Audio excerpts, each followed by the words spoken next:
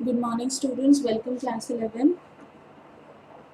Students, we have completed our accounting equation chapter and hope you all are completing your work on time. It is very important to complete your work on time, otherwise you yourself will be confused for the whole year. These are the basic chapters जिनसे आपके concepts build होते हैं. अगर आप 11th में clear नहीं करोगे, you will remain confused. Not even in 12th class, you will remain confused even in your BCom. Okay, in your till your graduation level also you will remain confused because ये chapters जो basics हैं यही आपके continued हैं in your BCom also. BCom के first year में भी आपको 11th और 12th का ही पूरा कोर्स मिलेगा. इवन CA फाउंडेशन, जो बच्चे CA करने का भी सपना देख रहे हैं, दो students who want to be appear for the CA foundation exam, those students also be very regular, be very attentive for the accounts class because accounts का maximum 11th का syllabus आपके CA के फाउंडेशन कोर्स में आता है and 12th का 60% syllabus CA के foundation course में आता है. रेस्ट रिमेनिंग जो 40% है वो CA के इंटर में है. तो 11th और 12th के कोर्स से भाग करके आप कहीं नहीं जा सकते. 11th में आप अगर कॉमर्स लिया है, accounts is the main subject, आपको अपने कॉन्सेप्ट्स क्लियर रखने पड़ेंगे, otherwise no one can save you from accounts. Okay, so let's start with chapter 6. ये अगेन आपके कॉन्सेप्ट बिल्डिंग चैप्टर है और यहीं से हमारे जर्नल की जो यात्रा है वो शुरू होती है. ठीक है, how to maintain accounts, how to maintain and the accounts of a sole proprietor business. हमने सोल प्रोप्राइटरशिप बिजनेस पढ़ा है, तो सोल प्रोप्राइटरशिप जो बिजनेस हमने बिजनेस स्टडीज़ में पढ़ा था उसी की अकाउंटिंग हम 11th क्लास में करते हैं. ठीक है, तो अकाउंटिंग में 11th क्लास में सोल प्रोप्राइटरशिप की अकाउंटिंग है और 12th में हम पार्टनरशिप और कंपनी अकाउंट्स पढ़ते हैं. ठीक है, तो 11th में आप सोल प्रोप्राइटरशिप की अकाउंटिंग पढ़ोगे और सबसे पहले हमने अकाउंटिंग प्रोसेस में क्या पढ़ा था, identification of transaction, then measuring, then recording. तो ये हमारा रिकॉर्डिंग का फर्स्ट स्टेप है. ठीक है, recording of business transactions. Identifying, measuring तो हो गया. ठीक है, अब रिकॉर्डिंग का फर्स्ट चैप्टर ये है. तो सबसे पहले रूल्स क्या है डेबिट और क्रेडिट के, these rules we are going to learn in this chapter. This is a very small chapter, pretty small, but its importance is very much. अगर ये समझ नहीं आया तो आगे भी confused रहोगे through out your journal entries. ना जर्नल एंट्री बनानी आएंगी, ना जर्नल एंट्री समझ आएंगी. ठीक है, अगर ये रूल्स डेबिट और क्रेडिट के समझ नहीं आए. ठीक है, तो सबसे पहले I want you all to sit with your pen and registers. Today I am going to tell you how to make an account. Account हम कैसे बनाते हैं. ठीक है, तो एक सिंपल कैश अकाउंट मैं आपको बता रही हूँ. कैश अकाउंट हम कैसे बनाते हैं.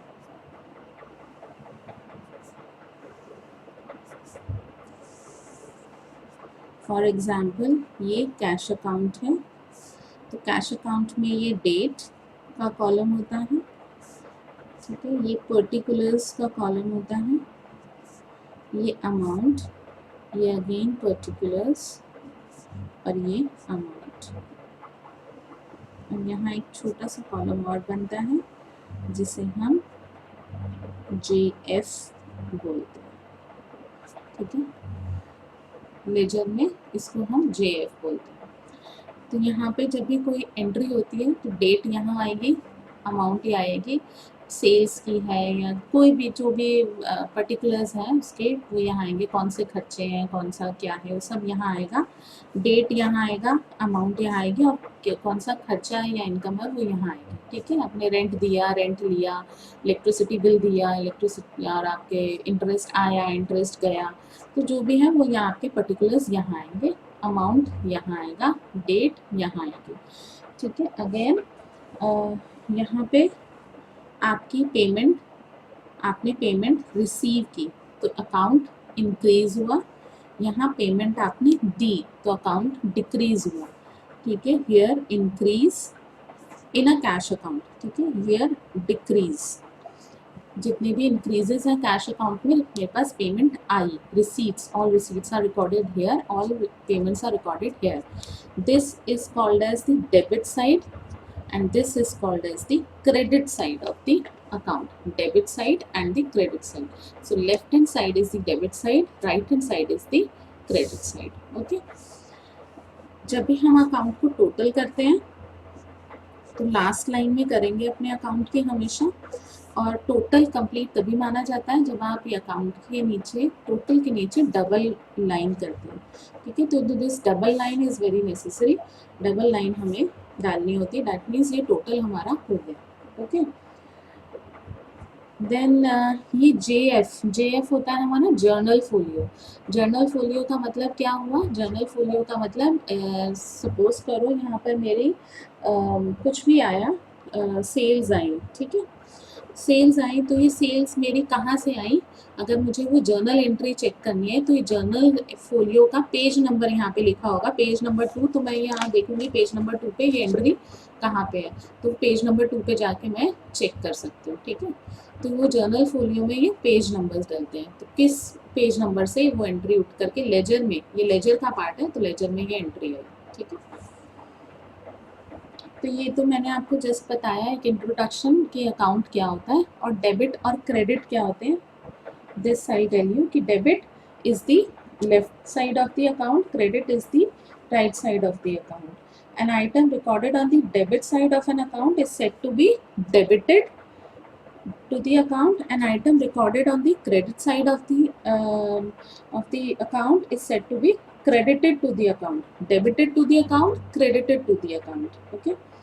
Both debit and credit may represent either increase or decrease depending upon the nature of the account. Cash account में डेबिट साइड इंक्रीज है, क्रेडिट साइड डिक्रीज है, पर यही अगर कैपिटल का होगा तो ये उल्टा चलेगा. ठीक है, तो ये डिपेंड करता है आपका कौन सा अकाउंट है, नेचर ऑफ अकाउंट क्या है. ये एसेट है तो increases are debit and all decreases are credited. So now rules of debit and credit. Rules क्या क्या हैं डेबिट और क्रेडिट के, उससे पहले हमें क्लासिफिकेशन पढ़ना होगा कि अकाउंट्स को हम किन किन बेसिस पे क्लासीफाई करते हैं. Classification of accounts. Classification of accounts में एक तो हम ट्रेडिशनल अप्रोच पढ़ते हैं और एक मॉडर्न अप्रोच पढ़ते हैं. ठीक है, one is traditional approach and one is modern approach. So in the traditional approach,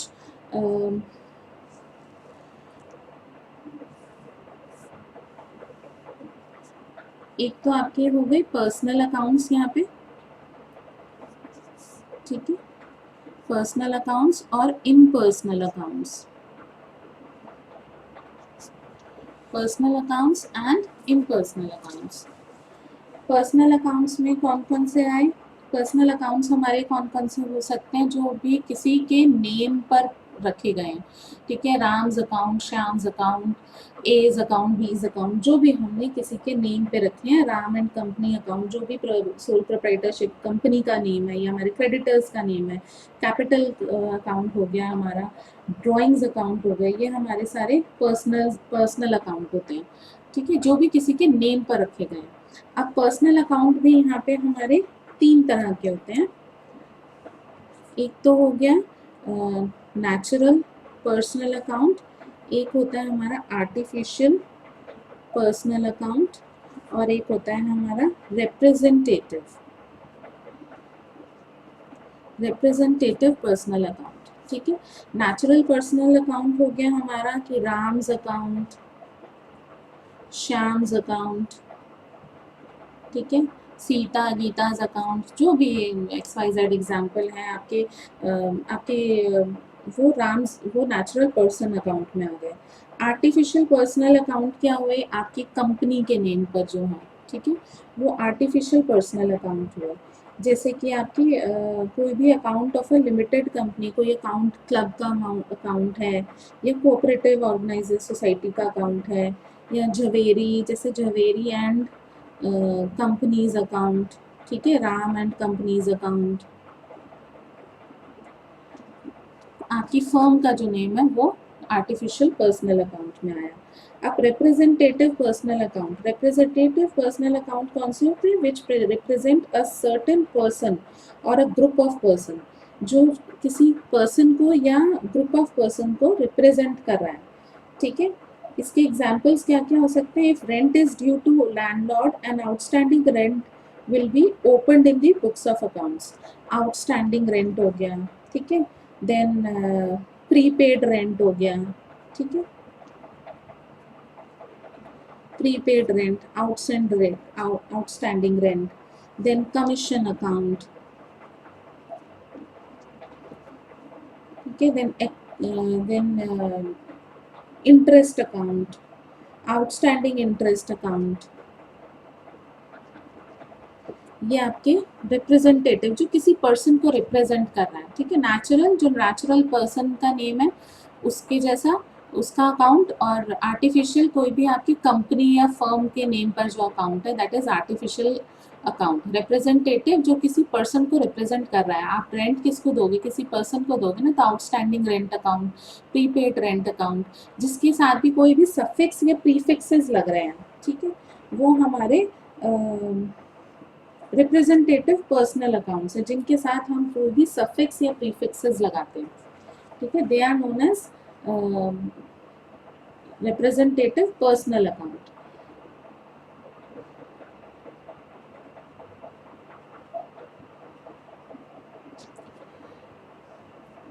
okay, अब इन पर्सनल अकाउंट्स के लिए हमारा रूल क्या है?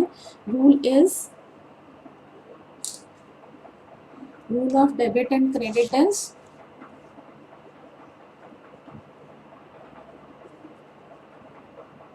debit the receiver, credit the giver, ठीक है। Debit the receiver, credit the giver. Debit the receiver, जो रिसीवर है, जो रिसीव कर रहा है, that will be debited, and credit the giver, जो क्रेडिट कर रहा है वो गिवर। अभी रिप्रेजेंटेटिव अकाउंट समझ नहीं आ रहा है तो 2 मिनट के लिए इसको हम छोड़ सकते हैं। अभी मैं आगे और एक्सप्लेन करूंगी इम्पर्सनल अकाउंट, तो मैं आपको बताऊंगी what are representative accounts. Natural personal account, जो भी किसी भी पर्सन, नेचुरल पर्सन के नेम पर अकाउंट है, they are natural person account. Artificial account, जो भी फर्म कंपनी के नेम के पर अकाउंट है, वो हमारा आर्टिफिशियल पर्सनल अकाउंट हो गया। Representative account, again I tell you, ठीक है। तो debit the receiver, credit the giver, debit the receiver, credit the giver, रट लो इसे, debit the receiver, credit the giver, याद होना चाहिए। जो रिसीव कर रहा है दैट इज डेबिटेड, जो दे रहा है that is credited. Then impersonal account, impersonal account आपके कौन से हुए? रियल अकाउंट, ठीक है, और नॉमिनल अकाउंट, नॉमिनल अकाउंट, ठीक है। रियल अकाउंट कौन से हुए?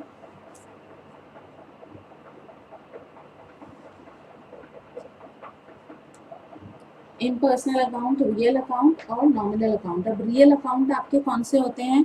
जितने भी टैंजिबल और इनटैंजिबल एसेट्स हैं, ठीक है। रियल अकाउंट आपके कौन से होंगे? Real account, tangible and intangible assets. Tangible और इनटैंजिबल, टैंजिबल और इनटैंजिबल यानी जिनको हम छू सकते हैं, देख सकते हैं, और जिनको हम नहीं छू सकते, देख सकते, वो सारे रियल अकाउंट, रियल अकाउंट है। जितने भी असेट्स हैं, excluding debtors, excluding debtors, excluding debtors, ये हमारे सारे ही रियल अकाउंट होंगे, एसेट्स। डेटर्स हमारे भी एसेट होते हैं, पर डेटर्स को हम रियल अकाउंट में काउंट नहीं करते। डेटर्स भी हमारे पर्सनल अकाउंट हो जाते हैं, क्योंकि नेम ऑफ अ पर्सन होता है, हो जाता है। डेटर्स ज़्यादातर हमारे कौन होंगे? जिनको हमने उधार पे सामान खरीदा है, बेचा है, तो कोई या तो फर्म का नेम होगा या किसी पर्सन का नेम होगा, तो वो नेम हमारे नेचुरल पर्सन अकाउंट में आ जाते हैं, ठीक है। नेचुरल अकाउंट में नजर ले लेते हैं हम उसे, बट डेटर्स को हम रियल अकाउंट में काउंट नहीं करते, ठीक है। तो debtors, real asset, real account के एग्जांपल्स आपके क्या क्या हो गए? आपके स्टॉक हो गया, plant and machinery, building, asset, furniture, cash, ये सारे आपके सारे जो रियल अकाउंट हुए। इंटेंजिबल आपके हो गए कॉपीराइट्स, पेटेंट्स, ठीक है, ट्रेडमार्क्स, गुडविल, ये सारे आपके इंटेंजिबल एसेट्स हुए। ठीक है, जितने भी टेंजिबल और इंटेंजिबल एसेट्स हैं वो सारे एक्सक्लूडिंग डेटर्स हमारे सारे रियल अकाउंट होते हैं। अब रियल अकाउंट के लिए रूल क्या है? Debit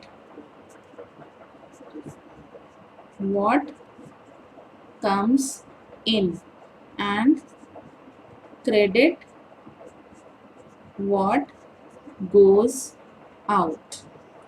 Debit what comes in, credit what goes out. Debit what comes in, जो आ रहा है that is debited, जो जा रहा है it is credited. So debit what comes in, credit what goes out. Then comes your nominal account. Nominal account क्या हुआ आपका? Nominal account is जितने भी आपके एक्सपेंसेस या रिवेन्यूज होते हैं, all accounts related to the expenses, losses, gains and revenues. ठीक है, expenses, losses, gains and revenue. अब एक्सपेंसेस लॉसेस क्या हुए? रेंट हो गया, कार्टेज हो गया, ठीक है, ये एक्सपेंसेस हुए। लॉसेस क्या हो गए आपके? आपके लॉसेस हो गए बैड डेट्स, ठीक है, वो आपके लॉसेस हो गए। तो एग्जाम्पल्स हो गए आपके परचेजेस अकाउंट, एक्सपेंसेस हुआ। रिवेन्यू हो गया आपका sales account. Then interest, salary, commission, all are expenses and losses, expenses, revenue, commission received, interest received, gains, interest received, ठीक है, रेंट received, ये हमारे gains और revenues हो गए। ठीक है, रेंट रिसीट या रेंट पेड हमारे एक्सपेंसेस और गेन्स हुए। ये सारे हमारे नॉमिनल अकाउंट है। बट इन्हीं के आगे अगर कोई सफिक्स या प्रीफिक्स लग जाता है, जैसे कि आउटस्टैंडिंग रेंट, ठीक है, प्रीपेड रेंट, सैलरी आपका एक्सपेंस है तो आउटस्टैंडिंग सैलरी या प्रीपेड सैलरी, ठीक है। देन अक्रूड इंटरेस्ट या अक्रूड कमीशन, ठीक है, कमीशन हमारा एक्सपेंस है और गेन भी हो सकता है, कमीशन रिसीव्ड। इंटरेस्ट हमारा गेन भी है, कम एक्सपेंस भी है। पर इन सब के आगे अगर प्रीफिक्स लग गया है या सफिक्स लगा है, सफिक्स यानी खर्चे के पीछे कोई वर्ड्स हमने लगा दिए, कमीशन रिसीव्ड इन एडवांस, ठीक है, इंटरेस्ट रिसीव्ड इन एडवांस, ठीक है, ये सारे हमारे क्या होंगे? जिनके पीछे भी सफिक्सेस या प्रीफिक्सेस लग गए। इंग्लिश में पढ़ते हैं ना हम सफिक्सेस प्रीफिक्सेस। ऑनेस्ट का उल्टा बनाना है हमें, ऑपोजिट बनाना है तो डिसऑनेस्ट, ठीक है, तो सफिक्सेस और प्रीफिक्सेस हम लगाते हैं। तो similarly here also nominal account में भी अगर हम सफिक्सेस या प्रीफिक्सेस लगा देते हैं तो नॉमिनल अकाउंट हमारा बन जाता है रिप्रेजेंटेटिव पर्सनल अकाउंट। ठीक है, जब भी हम आउटस्टैंडिंग रेंट या प्रीपेड रेंट की बात करेंगे तो वो रिप्रेजेंटेटिव पर्सनल अकाउंट होता है। तो इसका रूल चेंज हो जाता है, debit the receiver, credit the giver, ठीक है। अदरवाइज नॉमिनल अकाउंट जितने भी एक्सपेंसेस, लॉसेस, गेन्स, रिवेन्यू है, रेंट, कार्टेज, इंटरेस्ट, सैलरी, ठीक है, ये जितने भी खर्चे हैं दुनिया भर के या जितने भी आपकी रिवेन्यूज आ रहे हैं, परचेजेस एक्सपेंसेस हैं, सेल्स आपके रिवेन्यू है, इन सब के लिए आपका जो रूल है वो क्या है? Debit all expenses and losses and credit all incomes and gains, ठीक है। तो students, I want you all to watch this video again and again and please ये क्लासिफिकेशन ऑफ अकाउंट जो भी अभी मैंने बताया, ये 3 golden rules learn it by heart. ये चार्ट बनाओ, ठीक है, पर्सनल अकाउंट लिखो, natural, artificial, representative, rule is debit the receiver, credit the giver. Real account, all tangible and intangible assets excluding debtors. Debit what comes is, credit what goes out. Nominal account, all expenses, losses, gains and revenues. Rule क्या है, debit all expenses and losses, credit all incomes and gains. ठीक है, तो ये traditional approach है. इसके chart बनाओ, इन ये 3 गोल्डन रूल्स लिखो और अपनी टेबल पर, अलमेरा पर, जहाँ भी सोते उठते बैठते आप देखते हो, वहाँ पे पेस्ट करो and learn it by heart. That personal account, impersonal account, 2 classification of accounts we have. In personal account we have natural, artificial and representative accounts. Natural जो भी कोई पर्सन के नेम पर है, नेचुरल पर्सन के name पर है, that is known as natural personal account. Artificial account कोई भी फर्म का नेम, कंपनी का नेम, वो आर्टिफिशियल पर्सनल अकाउंट है. रूल क्या है, debit the receiver, credit the giver. ठीक है. Then real account, all tangible intangible assets, आपके बिल्डिंग, फर्नीचर, गुडविल, पेटेंट, जितने भी एसेट्स हैं आपके, ठीक है, they all come under real account. Real account के लिए debit what comes in, credit what goes out. Nominal account, सारे expenses, gains, losses, gains and revenue. ठीक है. अब इनके आगे कोई भी प्रीफिक्स या सफिक्स लगता है तो वो रिप्रेजेंटेटिव पर्सनल अकाउंट हो जाता है, रूल चेंज हो जाता है. उसके लिए debit the receiver, credit the giver. But nominal account के लिए debit all expenses and losses, credit all incomes and gains. ठीक है. अभी फिलहाल अगर नहीं भी समझ में आ रहा है, बार बार ये देखो, ये चार्ट बना करके रख लो, paste it on your table, paste it somewhere where you look day and night and learn it by heart. This is very important. ये समझ नहीं आया, आगे जर्नल एंट्री नहीं बना पाओगे. You have to learn this by heart. Okay. So I hope the session is clear. If you have any doubt, do let me know. Goodbye.